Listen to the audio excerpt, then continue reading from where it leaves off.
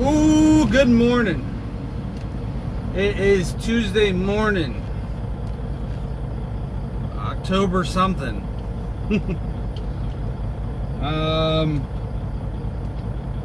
Video I put up yesterday, which was Monday. Today's Tuesday. This will be up on tomorrow on Wednesday. That video was basically 2 weeks ago. The weekend of 2 weeks ago, and then the following weekend when I finished up the other strap, and then the weekend's Monday after that, which was last Monday when we bought the house, when we did our closing.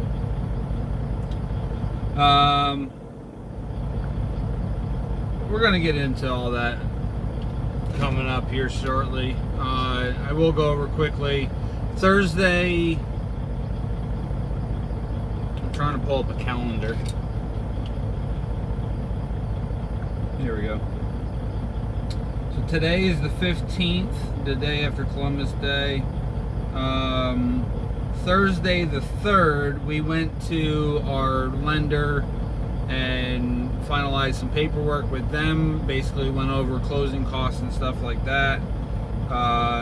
Monday the 7th, we went to the lawyer and signed all the papers and went and did all the closing stuff. And got the keys, and Monday night we spent the night in our new house. So pretty excited about that. You have 8 hours and 0 minutes of remaining drive time. Running a little short on money now. So time to build the bank back up.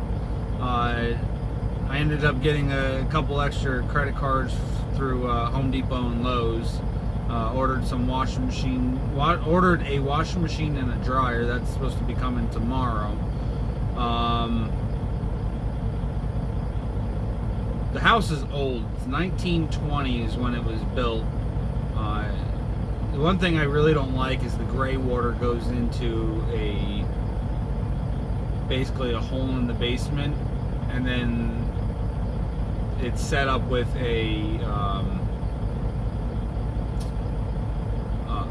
it's got like a pedestal sub pump that goes inside the hole, and then as it fills up, it tells it when to turn on and it shoots the water outside.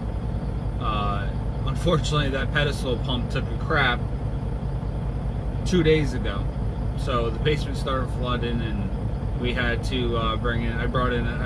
My parents had a sub pump, so I brought that over, put that in yesterday, and got it drained out. And then yesterday I ordered up a new sub pump so we can get a new one in there. And that's going to have a 4-year warranty on it, so we don't have to worry about it if it goes bad again for a while.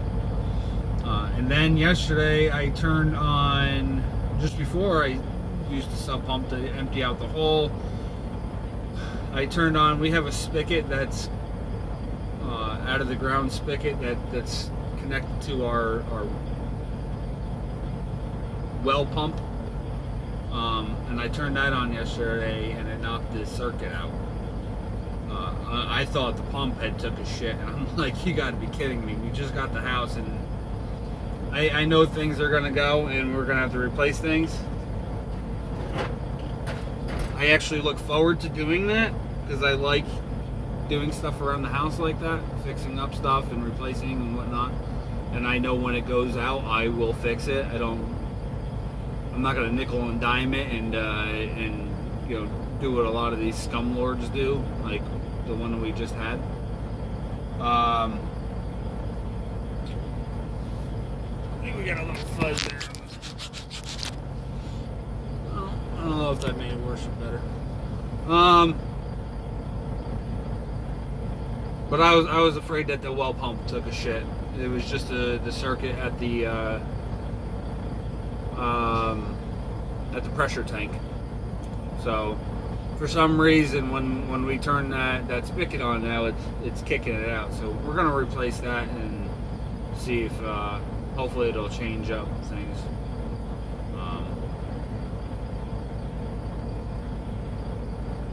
I don't see what happens. There's a lot of updating I need to do. There's a lot of supports I need to put in. I didn't buy the house for the house. I bought the house for, simply put, I bought it for the land. We have 28.86 acres. So just about 29 acres. Unfortunately, a lot of it is wetland, which I really don't care.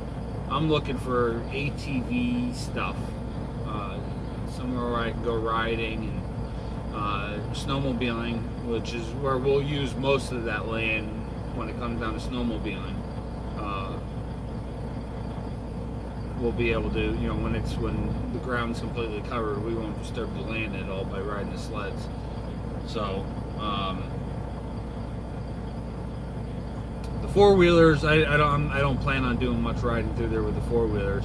I do plan on taking a four-wheeler and tracing down my property line, finding any dry spots and stuff like that. But so I will end up taking you guys for a little tour around. Matter of fact, I'll post up a quick video of the inside of the house. Just give you a quick show of what it looks like. I mean, it's not a terrible house. It's going to do what we need to do, and we plan on putting an addition on. Either an addition, or we're going to end up taking the house down. We're going to put in a new modular.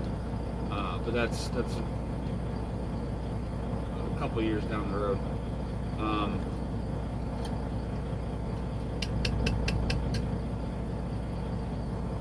But that's it for now.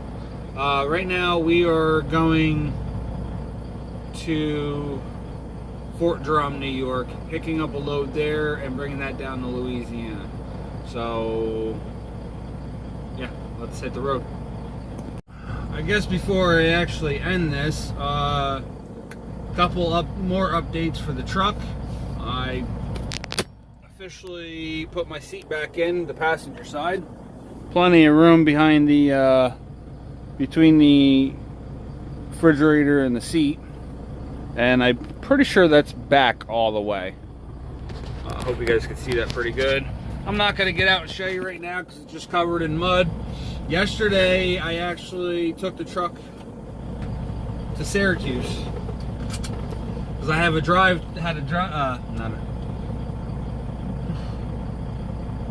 the edge of my steer tire wore off so badly that it ended up showing the belt on the side, and it was pulling like a son of a bitch. Man, I got some gas bubbles. So I went over to Syracuse. There's a tire place over there, CTTS or something like that. I got a bill right here.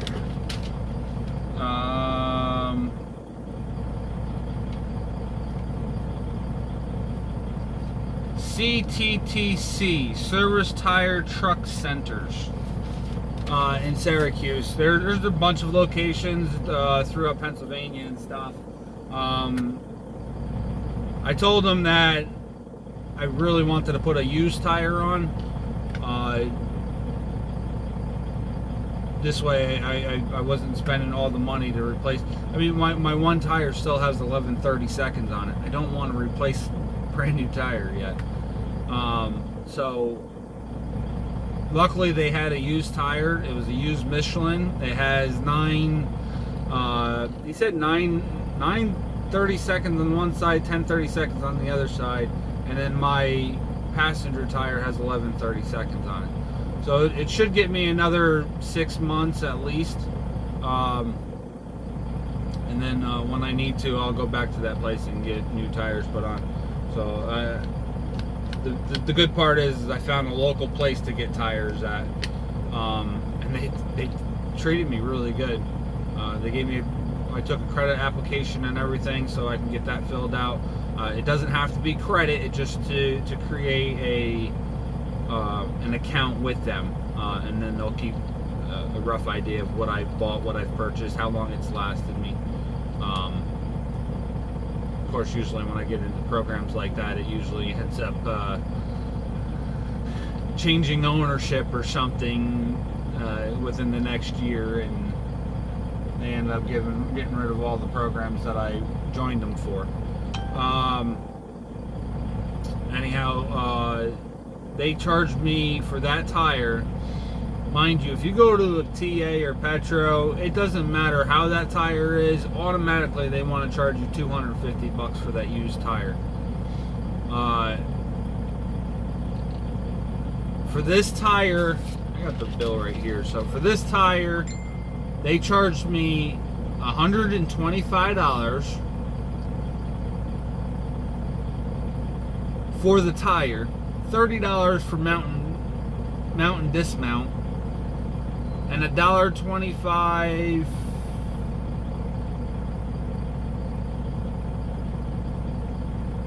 for the valve stem cap, and $10.95 for the new valve stem. They didn't have to put one on there, but I was like, you're already in the rim, you might as well replace it now. We know it's good. Total $196.78. $200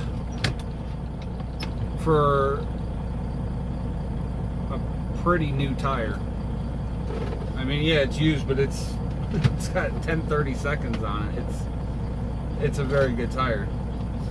It's got plenty of tread on it, so it's gonna last quite a while. Now I got to get an alignment done.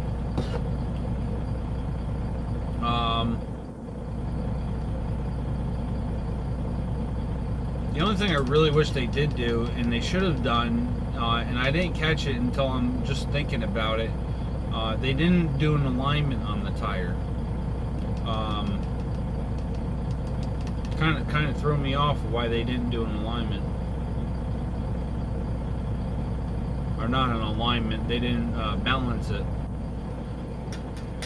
It don't matter. I only need it to last at least about 6 months, and I'll be happy with it. And then I'll change both of these tires. That one, the used one now is a Michelin. My old one is a Dayton. So those Dayton tires, I want to say I'm not big fans of them, but I can't definitely say that because the tire wore off on the side, and I think that might do with one, either alignment, or two, one of the kingpins might be going bad, which is, again, is kind of hard to say too, because that tire was on the passenger side when I first started seeing wear, and I transferred it to the driver. I did a rotation, and then the tire kept wearing. So I don't know, it could be alignment, kingpins, or it just could have simply been I didn't rotate them soon enough, and the curvature of the road hurt the tire by me leaving it like that for too long. So just gotta play it out and see what happens.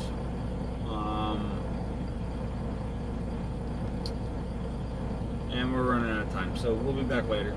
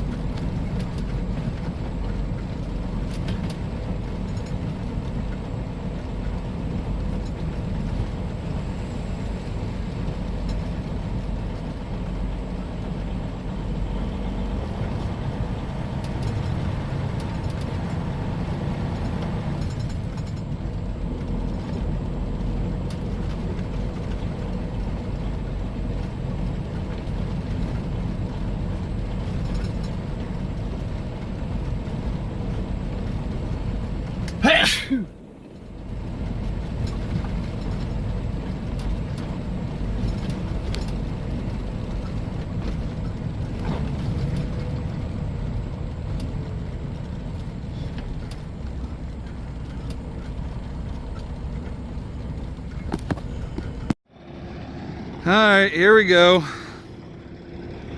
Unfortunately, we ended up with 4 trailers. Me, the other Mercer driver over there in the Pete, and the Western Star back there. I'm not sure who he's with. But we ended up with 4 trailers each. But it is what it is. I do wish I had some more binders, because I am not extremely happy with the way I had to secure this. But we made it work. I'll show you what we did here. We the back side of the trailer, not the back, but the back side of the trailer, I did 2 ratchet binders. Well, on the first one here anyway, pulling towards the back of the trailer, and then we did one pulling towards the front in the hitch receiver there. I had to put a binder and snap binder and a ratchet binder in the back of this one, snap in the front of this one, and then I had to do these 2 small snap binders because I'm short on ratchet strap or ratchets and snap binders. Short on binders. There you go. So that's what we ended up with. We'll keep an eye on it going down the road and make sure everything holds on tight.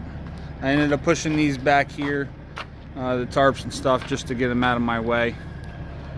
They were right here where the chain is.